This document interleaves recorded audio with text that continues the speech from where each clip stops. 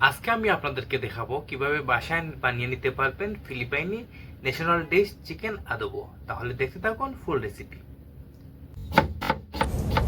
ফিলিপাইনি খাবারের অনেকগুলো বৈশিষ্ট্যের মাঝে একটা বৈশিষ্ট্য হচ্ছে খাবারটা অনেক লাইট এবং অনেক হালকা থাকে। খাওয়ার পরেও অনেক ওভারলোডেড মনে হয় না, একদম হালকা ফিল হয়। তাহলে দেখতে থাকুন ফুল রেসিপি। আমি প্রথমে এখানে একটা পেঁয়াজকে স্লাইস করে কেটে নিলাম, তারপর কিছু রসুনকে তেঁতলে নিলাম। এই পর্যায়ে আমি চিকেন স্কিন সহ লেগ পিসগুলো কেটে নিতেছি। এখন এক এক করে দিয়ে দিলাম কড়াইয়ের মধ্যে চিকেন। এখানে কোনো ধরনের তেল ব্যবহার করব না। তারপরে দিয়ে দিলাম রসুন, পেঁয়াজ, ভিনেগার, দিয়ে দিলাম সয়া সস,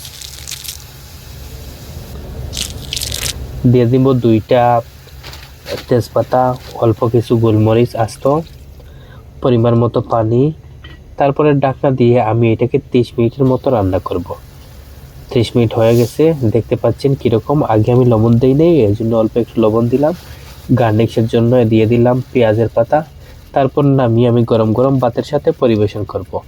খুবই সিম্পল রেসিপি, খুব সহজেই বানানো যায়।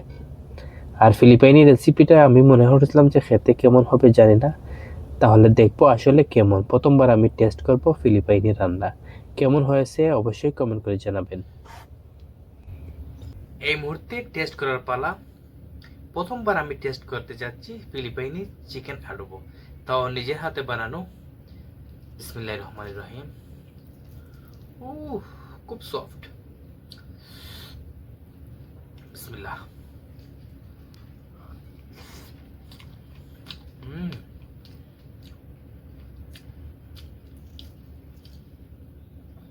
চিকেনটা এতটাই সফট, কি বলবো, অন্যরকম একদম।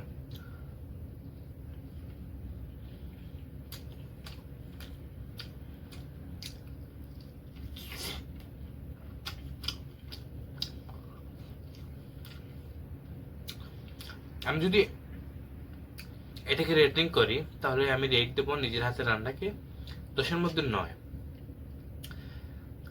এটার টেস্টটা একদম টোটালি ভিন্ন। আমরা রেগুলার যে চিকেন গুলো খাই, এটার স্পাইস, এটার টেস্ট, এটার টেক্সচার টোটাল ভিন্ন। একটা একটু টক, একটু মিষ্টি, অন্যরকম একটা ফ্লেভার।